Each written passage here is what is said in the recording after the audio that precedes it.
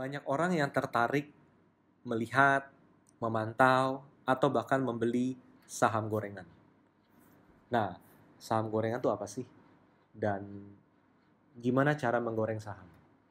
Itu kadang pertanyaan banyak orang, pertanyaan yang jawabannya agak susah ditemukan karena umumnya semua itu teori doang. Teori maksudnya apa? Teori cara menggoreng saham misalnya. Ya kita kumpulin sahamnya, akumulasi, lalu bikin harganya naik, lalu jual deh di atas. Emangnya segampang itu? Enggak juga. Kenapa? Karena namanya saham gorengan kan peminat dikit. Kalaupun peminatnya banyak, itu karena jumlahnya banyak. Tapi uang per orang yang dipakai untuk trading saham gorengan itu pada dasarnya dikit. Saham gorengan itu tidak menarik minat fund-fund besar untuk membeli, investor asing untuk membeli, atau fund manager untuk membeli. Itu sama sekali tidak dilirik oleh mereka. Nah, jadi ketika kita bicara saham gorengan, nanti teman-teman bisa cek di link di atas ciri-ciri saham gorengan itu seperti apa. Karena di video ini kita akan lebih membahas mengenai uh, cara menggoreng saham. Oke, nah video ini kita buat bukan berarti kita ini tukang goreng saham. Enggak. Kita sama sekali nggak pernah goreng saham. Kadang kita digoreng, iya. Kita digoreng sahamnya. Dan akhirnya rugi. Oke, nah tapi itulah sebabnya di sini kami di Galeri Saham tidak pernah merekomendasikan untuk membeli saham-saham gorengan. Kecuali saham middle cap ataupun saham blue chip itu kita sangat selalu rekomendasi, tapi tidak saham gorengan. Jadi di sini apa yang saya sampaikan di sini adalah apa yang hasil pengamatan kami ya. Jadi hasil pengamatan tim di lapangan di pasar seperti apa. Dan ini bukan berarti ini adalah praktek yang pernah kita lakukan. Kita nggak bersentuhan sama hal tersebut. Nah, jadi kalau teman-teman bicara mengenai menggoreng saham, motifnya pada dasarnya satu, teman-teman. Motifnya adalah membuang saham perusahaan jelek ke masyarakat. Pada dasarnya seperti itu. Masyarakat ini bisa macam-macam, teman-teman. Masyarakat bisa jadi Anda yang tidak mengerti ini saham gorengan, akhirnya Anda beli dan merugi. Atau bisa jadi kepada saya, misalnya, dan tim, biar kita membeli saham gorengan, atau mungkin biar kita merekomendasikan perusahaan gorengan, sehingga teman-teman yang mengikuti rekomendasi Galeri Saham ikutan beli saham gorengan, dan akhirnya sama-sama kita rugi. Tentu kita tidak pernah melakukan hal tersebut. Atau mungkin masyarakat adalah institusi. Institusi juga bisa menjadi korban saham gorengan.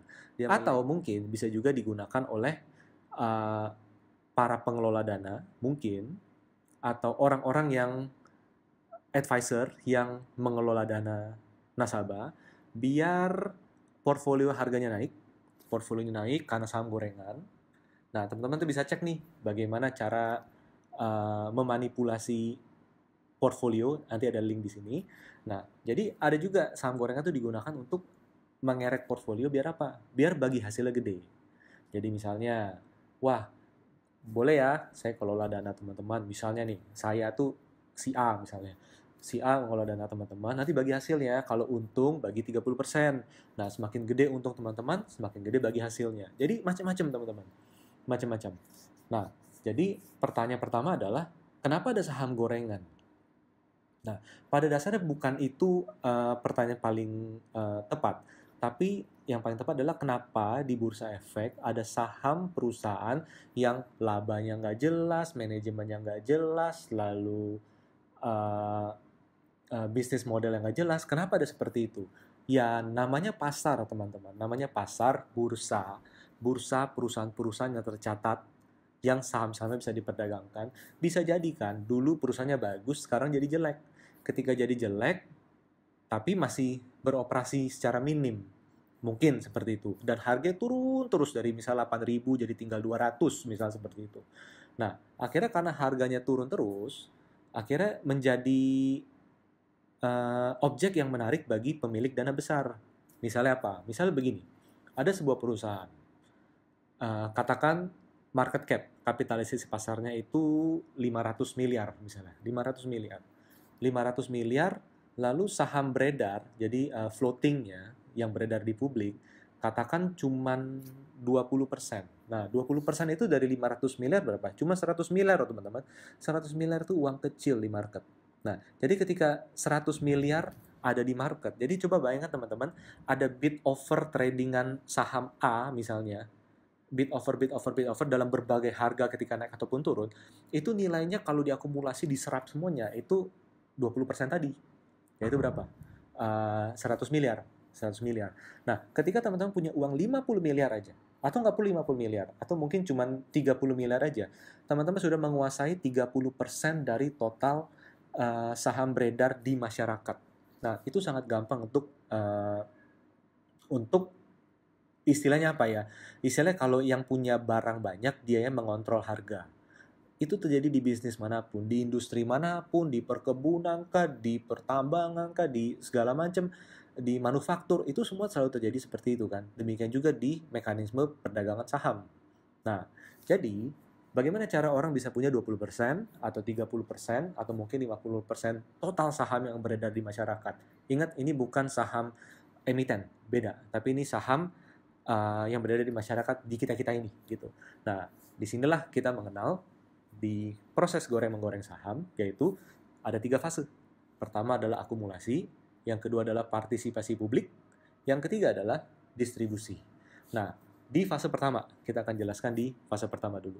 Fase akumulasi. Ini adalah fase di mana satu dua pihak atau banyak pihak memiliki keinginan untuk mengumpulkan saham beredar di pasar sebanyak-banyaknya. Nah, dia bisa melakukan dengan berbagai cara. Misalnya yang pertama adalah dia pelan-pelan beli di pasar. Jadi setiap hari dia beli 100 juta, 100 juta, 100 juta, overnya dimakan 100 juta, terus-terusnya. Jadi seperti itu, diam-diam. Ada juga yang masif, maksudnya apa? Dia langsung makan overnya sebanyak-banyaknya sehingga harga naik, membuat orang-orang yang dulu, wah saya punya saham ini dan kebetulan lagi naik nih, akhirnya apa? Saya jual deh, saya jual deh, saya jual deh. Akhirnya apa? Akhirnya ketika banyak yang jual, harga turun lagi, tapi ditampung sama orang yang beli tersebut. Itu bisa jadi seperti itu. Atau bisa jadi apa? Bisa jadi misalnya ya, jangan dianggap ini, uh, ya gitu deh, pokoknya ini misalnya. Jadi misalnya ada IPO. Nah, ada IPO yang dilepas adalah 20%. Nah, orang ini mencoba untuk mendapatkan 10% saham yang dilepas ke publik, saya ingin punya, misalnya seperti itu.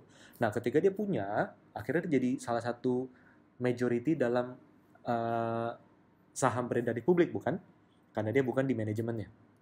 Nah, bisa jadi seperti itu. Lalu apa lagi? Lalu bisa jadi ngubungin teman-teman. Misalnya saya nih, ini pura-pura ya, saya punya teman 5 dan saya tahu 5 teman saya punya saham Z misalnya gitu. Saham Z. Saya hubungi ke teman saya yang pertama, kedua, ketiga, keempat, kelima. Lu punya saham, boleh gue beli nggak? Tapi itu kalau saya punya banyak uang. Kalau saya nggak punya banyak uang gimana? Ya begini, lu punya saham, lu ada rencana jual nggak? Enggak? Ya udah, mau nggak nih? Gue nih lagi ngumpulin saham. Jangan dijual ya, jangan dijual ya, jangan dijual ya. Kelima orang jangan dijual. Pokoknya nanti kita bisa, siapa tahu harga naik, kita bisa jual di atas, lebih untung dari yang harga sekarang. Oke, boleh, boleh. Disitulah terbentuk yang namanya konsorsium. Oke, nah itulah fase akumulasi. Akumulasi bisa dilakukan dengan uang sendiri atau bisa dilakukan rame-ramai. Nah, bisa jadi ramai-ramai kenapa? Semuanya punya sahamnya, ngumpul bersama-sama, atau semua orang punya uangnya, teman-temannya punya uangnya, dan masing-masing membeli dalam jumlah yang sesuai kemampuan uangnya tersebut. Terjadi akumulasi. Dan di sana akhirnya saham beredar perusahaan Z itu dikuasai oleh pihak-pihak tertentu. Sedikit ataupun banyak pihak, tapi rasanya nggak akan terlalu banyak kalau bicara hal-hal seperti ini. Itulah akumulasi. Setelah akumulasi, apa yang dilakukan? Kita harus mikir dong, setelah akumulasi, gimana cara saya jualnya? Nah, mungkin saya jual hanya naik 5% saya jual. Kenapa? Uang 100 miliar, masa 5% dijual? Nggak bisa, teman-teman. Kalau teman-teman uang 10 juta, teman-teman uang 10 juta, naik 5% dijual. Tapi kalau orang uang 100 M di dalam sebuah saham, naik 5% nggak akan bisa dijual. Dan nggak worth it, capek. Biayanya malah lebih gede dari untungnya. Sekedar 5%. Nah, akhirnya apa? Harus dikerek naik. Nah, ketika dikerek naik inilah yang diharapkan apa? Yang diharapkan bahwa masyarakat ikutan Atau setidaknya masyarakat tidak ikutan, tapi masyarakat mulai melirik perusahaan tersebut. Nah, yang dilakukan apa? Yang dilakukan adalah misalnya nih, menyebarkan rumor, lalu membuat berita desas-desus, lalu sambil dia, ya namanya kalau saham sudah dimiliki oleh sedikit orang, offernya pasti tipis dong teman-teman. Offernya pasti tipis. Kenapa? Udah nggak ada yang jualan. Kenapa nggak ada yang jualan? Yang berlima ini udah nggak mau jual di sana. Nah, jadi gimana? Jadi ya bisa aja tinggal salah satu dari 5 orang ini beli aja saham di offer, 2 papan, 3 papan naik, akhirnya harga naik, pecah dalam order yang kecil-kecil, satu lot, satu lot, satu lot, satu lot, akhirnya apa teman-teman? Akhirnya kan nongol di running trade teman-teman. Wah, rame banget ya. Tadi saya mau beli saham A, loh kok kelihatan saham C ini, saham Z ini. Wah, ini nih ada apa ini? Udah naik lagi. Sehari naik 10%. Kemarin habis naik 10% lagi. Wah, kemarin habis naik 10% lagi. Wah, lumayan nih. Itu godaan para trader, teman-teman. Itu godaan para trader yang hanya sekedar mencari harga naik untuk dijual. Itulah godaannya. Nah, jadi ketika di fase kedua ini, fase partisipasi publik, pergerakan harga itu cenderung akan menarik perhatian kebanyakan trader, dan itu biasanya trader yang tidak berpengalaman, trader yang mudah tergoda, atau trader yang memang frustrasi. Frustrasi apa? Frustrasi gue udah trading saham, udah rugi mulu, ini lumayan juga ya 30% 3 hari. Ini kalau naik terus setiap hari 10%, gue bisa balik modal nih. Orang frustrasi terlalu terjebak sama yang kayak gini-ginian. Jadi pastikan Anda tidak frustrasi. Cara tidak frustrasi adalah punya metode dan psikologi yang baik dalam menghadapi pasar. Oke, nah itulah partisipasi publik. Jadi ketika harga bergerak naik, mulai banyak orang yang ikutan jual beli, jual beli, jual beli, banyak orang yang mulai melirik saham perusahaan tersebut, harga cenderung akan terus naik. Kenapa gampang naik? Karena trader yang lain, trader A, trader B, trader C, ketika mau beli, kan offernya udah dikit. Kenapa offernya dikit? Karena sahamnya udah dikuasai oleh 5 orang ini, misalnya. Jadi kuasai. Nggak ada yang mau jual. Artinya apa? Ketika supply dikit, harga gampang naik kalau ada pembeli. Nah, ketika harga udah naik terus, misalnya nih ya, misalnya dari harga 100, udah naik jadi 200, 300, 400, sampai 500 di sini. Nah, mulailah 5 orang ini yang awalnya mengumpulkan saham ini di harga rata-rata 100, gimana ya cara saya jual di harga 500? Teman-teman ingat, tadi kan skenarionya kan dia mengumpulkan 30 miliar dari 100 miliar saham yang beredar di pasar nominalnya. Oke, jadi kalau 100 itu dia kumpulkan 30 miliar, ketika 100 harga naik jadi 500, uang 30 M dia jadi berapa? Gede ya, 150 miliar. Nah, ketika bicara 150 miliar, jualnya itu sangat susah. Nggak segampang jual 30 M. Apalagi saham gorengan. Akhirnya bagaimana? Akhirnya jadi menggunakan sentimen, misalnya laporan keuangannya kah, atau sentimen Dow Jones naik kah, atau sentimen global kah, atau sentimen lain-lain segala macam. Nah, itu akan membuat apa? Akan membuat ketika ketika sentimen itu positif, mereka yang punya saham banyak ini bisa menjual di pasar dikit-dikit karena apa? Ada trader yang membeli di sana. Lalu biasanya ketika harga sudah naik nih, sudah naik ya dari fase konsolidasi, partisipasi publik, dan sekarang ini udah di puncak, biasanya mereka akan coba jual dengan cukup banyak, membuat harga turun. Turun. Lalu dibikin naik lagi. Turun, bikin naik lagi. Oleh mereka juga. Turun lagi. Nah, ketika turun, yang naikin bukan mereka, tapi yang naiknya adalah trader. Trader yang merasa ketinggalan. Dulu saya lihat saham ini di sini di 200, sekarang harga udah 500. Tapi ketika turun ke 400, kenapa saya nggak beli? Nanti bisa naik 500, lumayan. Ya kan? Nah, naik turun, naik turun, naik turun, naik turun di fase paling atas. Nah, ketika terjadi fase tersebut, yang terjadi apa? Orang mulai banyak ikutan beli, banyak ikutan beli, banyak ikutan beli. Ini kira-kira lah. Jadi ini psikologi lah. Kalau orang trader sudah melihat harga dari 100 jadi 500, tiba-tiba dari 500 turun ke 400, siapa sih nggak tergoda? Teman-teman pasti tergoda. Lumayan juga ya. Kemarin sebelumnya 500, sekarang 400. Kalau saya beli 400 juta, nanti sekali naik jadi 500 juta dengan gampang. 100 juta untung saya di tangan. Nah, akhirnya semakin dia konsolidasi, semakin banyak yang beli. Semakin banyak retail yang membeli, semakin gampang nggak 5 orang tadi menjual. Nah, inilah fase di atasnya adalah fase distribusi. Akumulasi, partisipasi publik, dan distribusi. Jadi, hal ini sangat gampang dilakukan kalau sahamnya saham gorengan. Skalanya kapitalisasi kecil. Jumlah lambar sahamnya juga tidak terlalu banyak. Tapi ketika kita bicara mengenai saham blue chip, saham middle cap, saham yang berkualitas, wow, itu hampir mustahil dilakukan. Jadi ini dilakukan ketika di saham-saham yang receh. Oke, jadi hindarilah trading saham receh. Karena apa? Gampang digerakin. Nah, akhirnya apa teman-teman? Akhirnya yang membuat orang rugi apa? Yang membuat orang rugi adalah bukan ketika mereka beli di sini. Orang nggak ada yang tahu beli di sini. Bukan ketika mereka trading di sini. Ketika trading mereka rata-rata untung. Naik 3% dijual, 5% dijual, 3% dijual, 5% dijual dalam beberapa hari. Setiap hari pasti ada untung seperti itu. Atau setiap beberapa hari pasti untung. Nah, ketika di atas, inilah masalahnya. Ketika turun sekali, rebound. Dari 500 ke 400, rebound. Nah, ketika mulai turun lagi, orang mulai tertarik. Dan orang mulai akan berpikir, greedy. Kenapa? Dulu saya hanya beli uang dikit, hanya beli uang 50 juta. Cari untung cuma 5%. Ini dari 400 ke 500 itu kan bisa 20%. Lumayan nih 20%-an kalau saya pakai uang bukan lagi 50 juta. Kalau saya pakai uang 500 juta. Kalau saya pakai margin, kalau saya cariin deposito saya, uang saya, reksadana saya, misalnya seperti itu. Akhirnya apa? Lumayan juga nih. Saya nggak akan berharap banyak lah. Saya nggak berharap dari 100 jadi 500. Saya nggak berharap dari 500 jadi 1000. Tapi dari 400 jadi 500 saja. Itu kalau saya bisa konsisten, lumayan dong untungnya. Ya kan? Dan itu yang terjadi.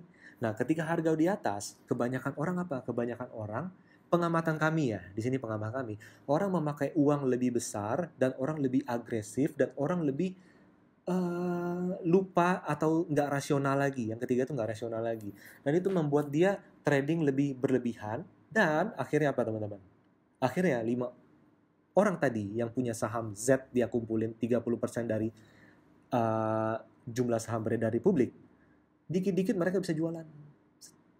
Makin lama makin dikit, makin lama makin dikit, makin lama habis. Nggak habis pun nggak masalah teman-teman. Nggak habis pun nggak masalah. Masih sisa 50% pun nggak masalah. Kenapa? Karena hanya kejual 50%. Nah, ingat ya tadi ya, modal 30 miliar. Jadi 150 miliar. Ketika 150 miliar hanya kejual setengahnya, artinya 150 miliar itu kan 75M yang terjual. 75M terjual, kurangi modal mereka beli 30M, itu masih ada untung kok. Ya kan? Untungnya lumayan, lebih dari 50%. Ada sisa saham yang nggak berhasil dijual pun nggak ada masalah.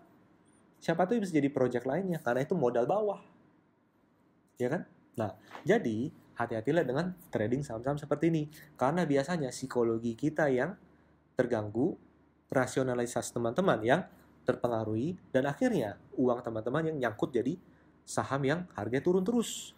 Jadi kalau banyak, jadi begini, ketika 5 pihak ini sahamnya itu semakin sedikit, artinya saham beredar kembali terdistribusi ke masyarakat, ke banyak orang, ke banyak pihak dengan nominal yang jauh lebih banyak daripada 5 orang ini tentu, ya kan? Bisa jadi 1000 orang, bisa jadi 2000 orang yang membeli, dan 5 orang ini sudah hilang di pasar. Akhirnya apa? Tidak ada kesepakatan, tidak ada arah, dan harga akan turun terus. Turun karena apa? Karena margin call. Karena ada orang yang nekat beli dengan margin. Turun karena apa? Turun karena deadline. Deadline karena saya tuh pakai fasilitas kredit untuk beli saham ini. Saya pakai margin, saya pakai deposito saya harus balikin. Akhirnya dia harus jual sahamnya rugi. Atau orang yang udah panik, waduh ini harga turun terus, saya harus jual terus. Akhirnya harganya turun lagi. Turunnya ke berapa? Ke 100 lagi. Dari 500 bisa ke 100 lagi. Di sana. Dan bisa teman-teman lihat bahwa ini perusahaan labanya nggak jelas, untung rugi, atau bahkan rugi terus, dividen nggak pernah dibagi, bisnisnya, ini perusahaan apa sih, usahanya apa sih, nggak pernah kedengeran, dan itu menjadi, itu yang membuat, yang mencoreng ekosistem, yang membuat ekosistem di pasar modal tidak begitu sehat. Tapi itu tidak bisa dihindari, kenapa? Karena bisnis Ada yang semakin baik, ada yang semakin jelek. Bisnisnya semakin jelek, membuat harga saham turun. Membuat harga turun, membuat dia menjadi perusahaan, ya istilahnya skala kecil, receh. Dan ketika nilainya rendah, itu mudah dipermainkan. Itulah kenapa kalau mau trading ataupun invest, sebaiknya carilah perusahaan middle cap ke atas. Middle cap, big cap, hingga blue chip. Nah, oh ya, ketika kita bicara mengenai distribusi, jadi yang tadi saya sampaikan adalah apa? Adalah distribusi mekanisme pasar. Menjual di pasar. Tapi distribusi nggak hanya itu aja. Distribusi ada lagi yang lebih canggih. Misalnya apa? Misalnya, 5 orang tadi. Dia ketemu 1 orang. 1 orang ini punya kepentingan untuk naikin portfolio.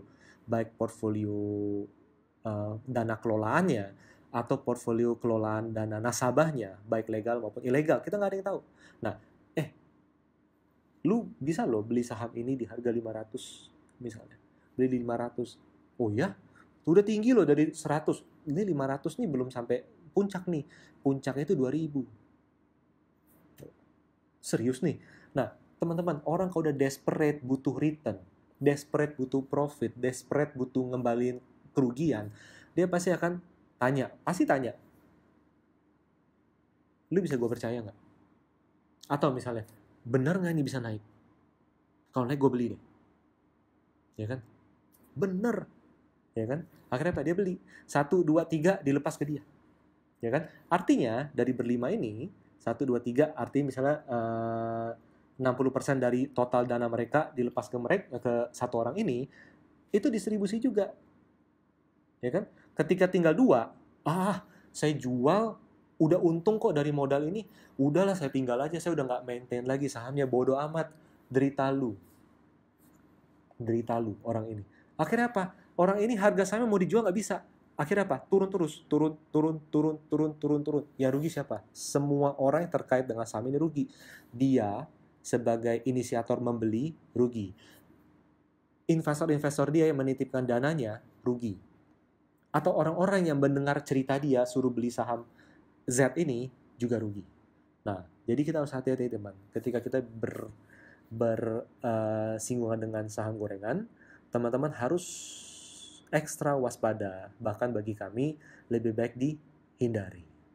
Jadi itu dia video mengenai saham gorengan. Semoga tidak terjadi lagi orang-orang terjebak di saham gorengan, karena saham gorengan ini sangat amat membuat masalah dari sejak tahun 2019 sampai 2020 ini.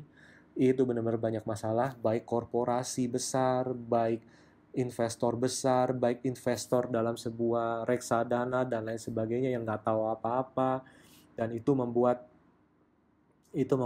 banyak sekali orang kehilangan uang. Dan sampai di kasus-kasus baru ini banyak orang yang mengikuti rekomendasi dan akhirnya merugi karena sebuah saham gorengan. Jadi ya itulah cerita di balik saham gorengan yang hasil pengamatan kami cukup banyak terjadi. Jadi semoga video ini bisa membuka wawasan teman-teman mengenai apa itu saham gorengan, bagaimana proses mekanisme saham gorengan tersebut, baik dari fase akumulasi, partisipasi publik, hingga distribusi, dan bagaimana tentunya teman-teman sudah menyadari bahwa begitu berbahaya saham gorengan. Jangan sampai uang teman-teman, uang kita, hasil kerja keras bertahun-tahun, bahkan puluhan tahun, itu hilang karena ketidaktahuan kita dalam membeli saham, atau mengikuti rekomendasi saham orang-orang, atau mempercayakan uang kita kepada orang lain yang akhirnya berakhir dengan saham gorengan dan menguap begitu saja uang yang sudah menjadi jeripaya kita. Demikian video ini, semoga selalu bermanfaat buat teman-teman semua. Terima kasih.